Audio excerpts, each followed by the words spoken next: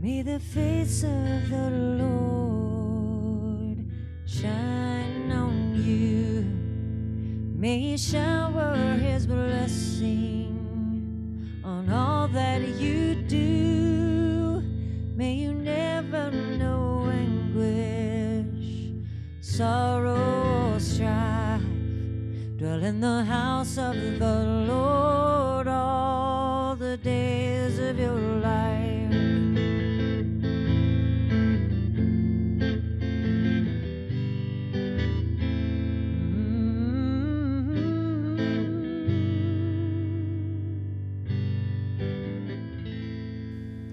Howdy, I'm Sue Ellen Jackson, and this is Aware Central Texas Effects of Child Abuse and Neglect.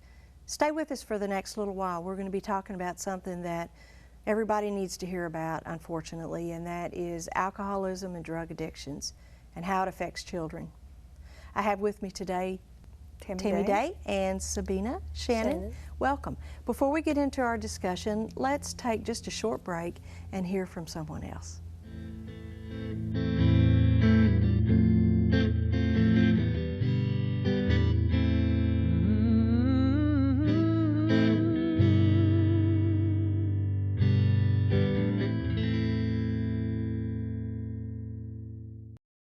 When I was 19, my dad went to court. I went to jail. Well, actually, it was like between 19. He was the first time that I was able to go with the court systems. Back in Pennsylvania, you were able to go back on charges. They added something. It was oh, what the heck was it? I forget what they called it. But anyway, 5 years after my 18th birthday for certain charges, and then 3 years for other and 2 years for other charges. Statute of limitations, that's what it's called. They ended up putting it into the court system.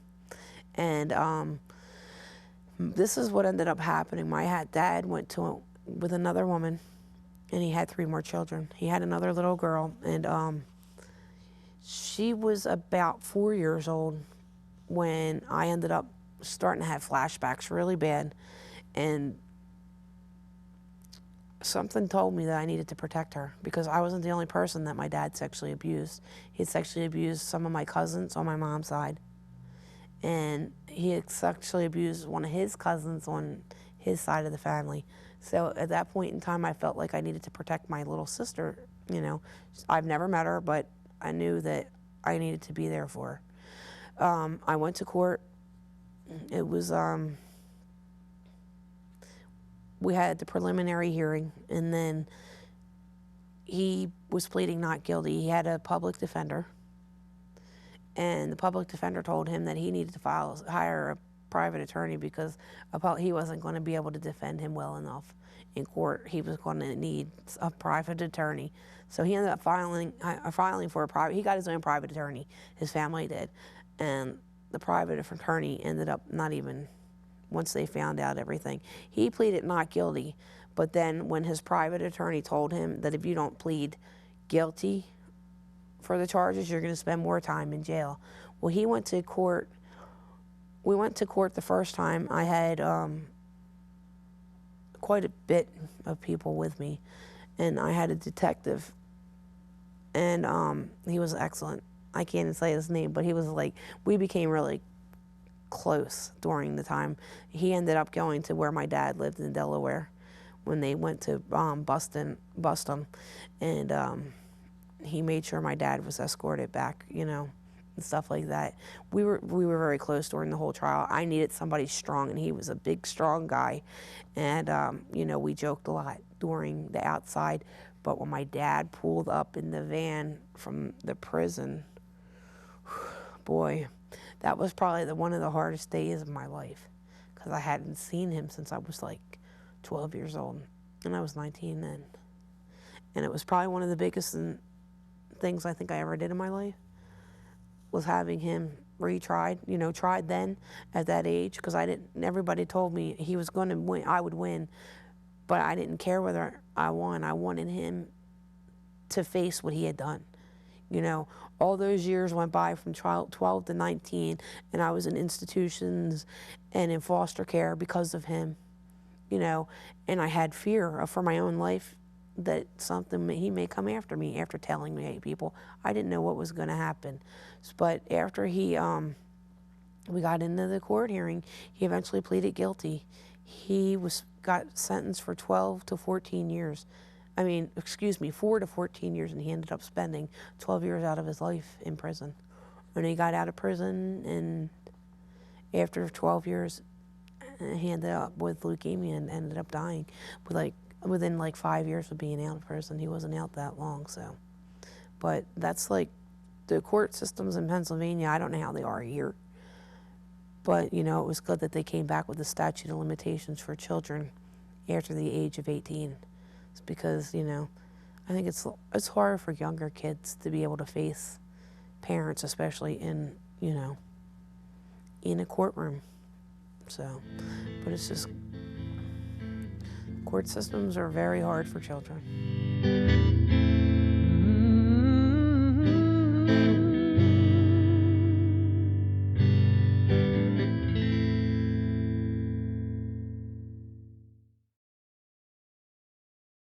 I'm so glad y'all are here with me today. You work directly in the homes with parents or children or whatever that are struggling with addictions, right? Yes, I work at the Central Texas Council on Alcoholism and Drug Abuse. Okay. I work in their pregnant and postpartum intervention program, and the name of our program is Mommy and Me. Mommy and Me. So I work with women who sometimes test positive for drugs while they're pregnant, or they already have children up to 18 months of age. Right. And Sabina, you work in a little bit different setting, That's correct? I work for Christian Farms Treehouse, and our facility is a residential facility. We get people as far as that come in self-pay. Some are going to be sent, you know, through the state. Others on probation. You know, that's how, you know, our facility's laid out. Okay. You're seeing it firsthand. You're seeing it. What does it look like in an alcoholic or a drug addict home where the parents are the users? What does that look like? Yes, Sue Ellen, when you go into the home, sometimes you're seeing poor living conditions. As in filthy or? Yes, dirty so there's homes, neglect involved too? Roach-infested homes. I've been in a few situations where it was evident that the living situations were affecting the children. Oh, okay. So maybe lack of food, electricity turned off because of lack of finances, and with the economy being bad now, that's becoming more of a problem for my clients to be able to provide for their children, because once you have a drug offense, that decreases your ability to become gainfully employed. Sure, sure. Nobody wants to hire, you know, say no to drugs. Yes. So, are the children ever a priority? Drugs, children. Drugs, children. I think I have to say yes to that, because even though we're talking about, you know, drugs and alcohol, I think there's a lot of shame and guilt associated with drug abuse. Okay. So Yeah. I believe that, you know, no parent wants to intentionally harm their child, and we need to still have faith in the people in our community. But I think that they are a priority. But sometimes when the addiction becomes so severe, they lose grasp and control of, you know, their impulse control. Right. And the drug, you know, tends to overpower them, and then it owns them after that. I really hate what drugs do to people. Yes. I really hate that. It's a very challenging field to deal with, to see the devastation that it does to the clients and families. But I'm very passionate. I really love working with the women that I work with, because I know the history that some of these women have faced: sexual abuse, childhood abuse themselves, and trauma. I see the good in these people, and I know that if we have the strength in our programs in our community, our prevention education programs, to teach these parents how to have good parenting skills, then it's that much easier to cope, and they're less likely to turn to drugs as a coping mechanism, you know, to deal with daily life problems. So what I'm hearing you say is it's not hopeless. It's not There's hopeless. help out there. You can get help, and there's hope. There's always hope. Yes. And I'm sorry for these folks. And I've heard the term self-medicate. Yes. Is that what's happening if you grow up in abuse as a child or neglect, and the emotional pain is just such that somebody tempts you, you make poor choices, and somebody offers you that alcohol or that drug, and then automatically you feel better, and I guess that's the hook. Sabina, you're working with people that have, for one reason or another, have been put in a residential situation with other addicts, and they're trying to get better. That's correct. Of those people, how many, just to guess, I know we don't have a magic number, but just guess, how many of those do you think were abused or neglected as children? I think I would say almost the majority of them. Right. If it is not physically, it's emotionally. You know, abuse is there. You know, a lot of times they just seem lost when they come into our facility, because there is just, they don't really want to use. You know, a lot of times it's like, well, I have so many problems at home, and in order to go and feel a little bit better, I'm going to go use something to make myself feel better. Because a lot of times they lose themselves, especially when I see sometimes we have mothers, for example, they come in. The high, you know, stress level as far as being a good mother, being a good wife, being a, you know, good employee, all those things seem like a lot of times overwhelming. So then they're going to come in and they're just kind of, you know, they don't know no way out. They have no way out, and so a pill or a drink or you know, some type of drug gonna go and make them feel better for that little moment, you know, moment of time, or it gives them the extra energy that they need just to make it through the day. So it's like their stress management. And meanwhile, the kids are seeing, God only knows what they're seeing.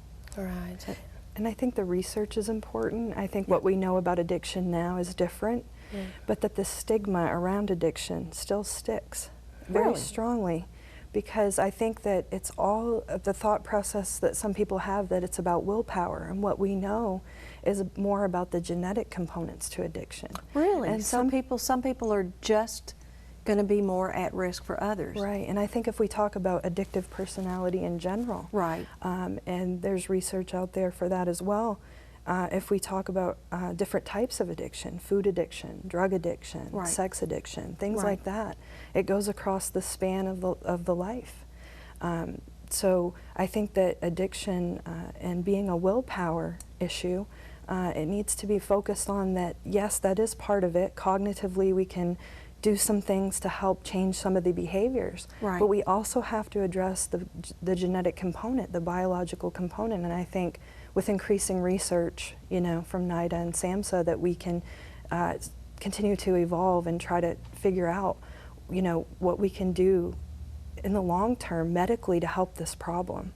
Right. Well, certainly to understand it so that, that we can, as a community, be better at supporting and encouraging each other and the folks that are struggling with this. So I guess it's a given that if you grow up in an addictive environment, it's very possible that you're going to be predisposed to be an addict. Let's take just a short break and hear from someone that has something to say about this, and we'll be right back.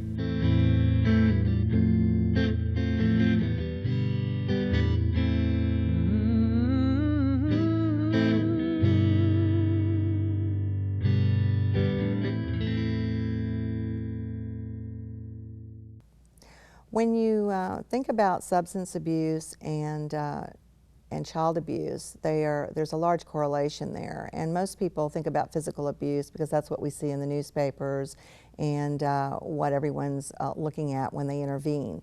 But the thing that we worry about the most with child abuse is the silent things, the things that we don't see. Many times in families where there is abuse of drugs and alcohol going on, there is an isolation of that family, and those children are not involved in their schools or their communities because, number one, drug abuse is secret.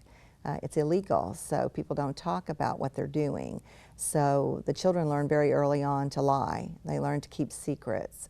They don't get involved in things at school. They don't bring people into their homes unless they're people who have children that are also involved in a drug-addicted family. So therefore, their whole world is reinforced as far as addiction goes. Many times working with children in the past that I've worked with, and a family that comes to mind is that a drug dealing family where the mother was the addict and the boyfriend was the dealer, and so he supplied her with her drugs, and these were not his children. So the verbal abuse and the neglect that went on, many times the children were left at home alone from a very young age, frightened and fearful, and they learn very early on that you don't leave the house, you don't go out, you don't answer the phones. So the whole lifestyle becomes a lifestyle of secrecy. And then the sad part about that is many times those children don't get a lot of sleep at night if there's violence or anger going on in the household and fights. So they wind up going to school and getting in trouble in school because they fall asleep in classrooms, or their grades suffer, they don't turn their homework in. So once again, they're fabricating the reasons why. And so many times these children are looked at as bad children or lazy children or kids who are not participating, when in reality these children are keeping a secret, and it's a very painful secret. Many times, and in one case in particular, the mother had brought home a man from a bar that wound up staying, and he had chosen that family because of the age of the children and his physical acting out. So basically what happened is these children were being sexually abused, and no one knew about this for years. And people always say, well, why didn't they say something? It's almost like Stockholm Syndrome. These children identify in the world that has to keep them safe. Many times the mother reinforces it by saying that we'll have nowhere to go, we'll have no food, we'll have nothing, or they'll take you away from me. So the children are so terrified of being separated from the primary caregiver that they keep the secret. And I'll never forget one child telling me that we used to hide in the doghouse the next morning after a bad drug binge because the violence that went on. They had learned to read their parents and know that they would be irritable the next day when they were coming down from the alcohol and the drugs, so they would hide in the doghouse. And so I just remember how heartbroken I was hearing that from those children, that this was the place that they had to go to. And many times people don't know or hear about those things because we only hear about the really severe cases that are in the news, but many of these children live their whole lives with no intervention.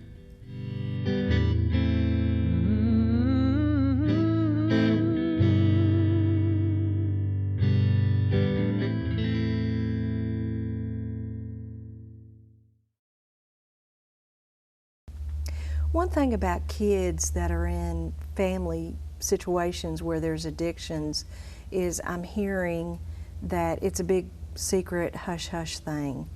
Is that problematic? Is that just part of the complexity of addictions? Can we do better at that? Definitely. What I'm seeing, again, what we need, if we got to go and talk about it more, communicate about it. Right. Because again, I see it on a daily basis, how afraid or ashamed, our consumers are to even say that they have a problem, right. that they have an addiction. It's really not that bad. I don't only drink once in a while, or I only use once in a while. I don't drink that much, or if I, so again, there's a consistency of that. Or they hide in bathrooms to go and not show that they have an addiction. Running away, okay, when I have enough and I need something, I leave the home. So again, it's hush hush.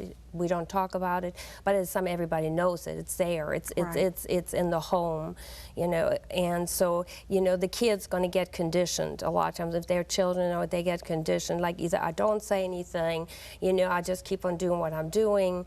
A lot of times, what we're seeing is that the oldest child takes on the role of the caregiver, Right. to make sure that things are falling into place, that everybody has structure. You know, what we then see later, you know, as an adult child that comes back and has problems again, also, you know, with a lot of times self-esteem, no identity, who are they, who am I, what, you know, what do I want out of life, I want to fix everybody, but it's never really about them. So again, the vicious cycle continues on, and, you know, a lot of times they end up using themselves. What if a child is bold and says, "Mommy, you've got a problem"? What is that active addict likely to do? I mean, is a kid gambling to do Well, we have seen it in the past that, you know, it's good for the parents to hear that, you know. However, at the same time, again, there comes the guilt, the shame, maybe running away from the problem, saying, "I don't have a problem." A lot of times they're in denial. You know, Right. until they get over that denial stage, that's then when they can go and usually reach out. I wonder what they're teaching their children, you know, when the children see that there is a problem and the parent is there's no problem. You know, what is that teaching a child? You know, how do they define all that? It's mind-boggling. And I think that goes to the learned behavior. Right. The exposure that children are having in the homes to these family co-dynamics of all these different problems in the home, they're absorbing that. They're like sponges. Right. They absorb their environment and they react to it. It's the same as the fight or flight. You know, Yeah. children react. And with a family that's suffering from drug addiction, depending on how severe the addiction is in its stages, that parent could lash out at that child for addressing that issue because you know, that's the way the drugs interact with the brain, is people make irrational decisions, and that's how child abuse happens when people are under the influence of drugs and alcohol. Unfortunately, yes. You've mentioned fight or flight a couple of times. What does that mean? Do I fight or do I run? Right. Are For you a a fighter? child. Are you going to stand and fight, or are you going to take off? Right. And if you take off, it may not even mean physically. You may just go Right. totally inside that fight or flight. Inside I've that heard that shell. mentioned a lot, and that's coping mechanisms, right? Yes. How young can you be to cope with fight or flight? I think it depends on the growth and development of the child, because there's Yeah. so much out there right now, you know, with differences in behavior, because we're, you know, look at ADHD, Sure. and we look at bipolar mental health issues. I just think it depends on the child, and those children that I work with sometimes are fetally exposed to, you know, substances. So we sometimes don't know if the intervention has been done, if those children have, you know, a learning disability or emotional problems from the drug use. So when moms are using and they're pregnant, you're seeing that there is some effect to the child. Yes. So if she's in oftentimes, yes. denial and she's still using, she is harming her child. Yes. Oh, how sad for everybody. And that's a very controversial issue Yeah. with the laws of child endangerment Yeah. and the laws with the using while you're pregnant, the punitive versus rehabilitative, you know, going to jail versus coming to like one of our agencies to get help and go through rehab. Yeah. And I am a strong supporter of the rehabilitative, because if Right. we put a mother who's using in prison or jail, we're talking about putting that baby in danger as well, because there's communicable gonna take care of the baby? diseases. Yes. The dangers in jail alone, there cannot be any healthy nurturing going on of the child that she's carrying in an environment like that. Sure. So I support the rehabilitative. And how does that work? They don't go to jail, they just come to Sabina and that sort of thing? Right.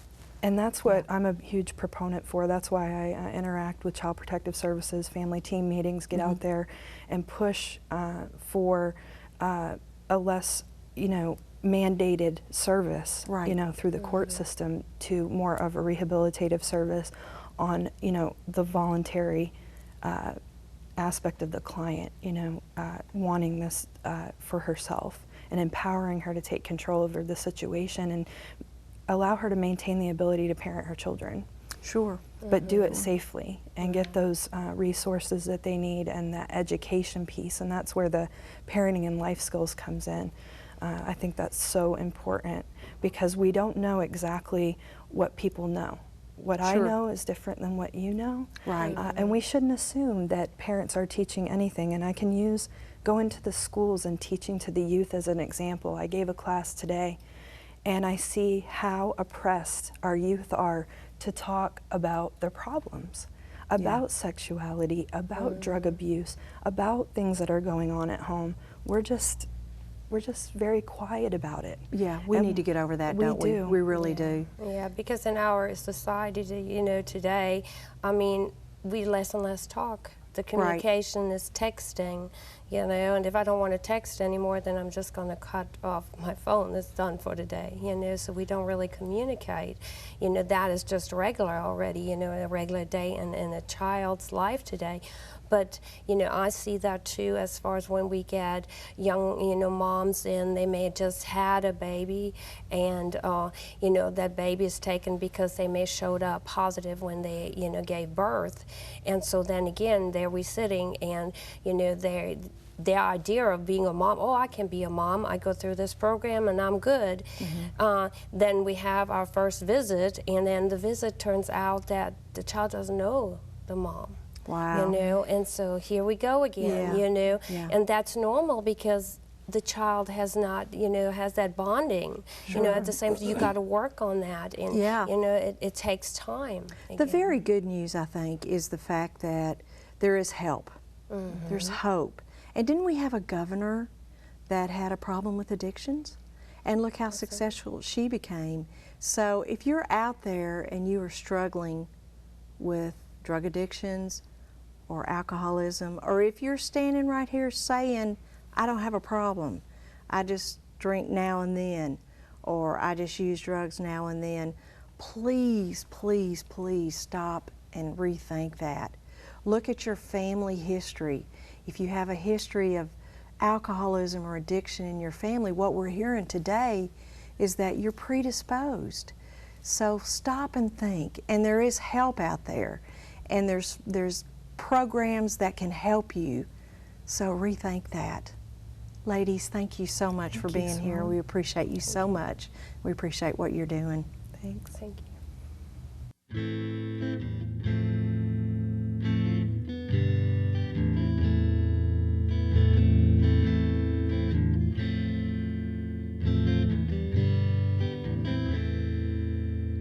May the face of the Lord shine on you. May He shower His blessing on all that you do. May you never know anguish, sorrow, or strife. Dwell in the house of the Lord all the days of your life.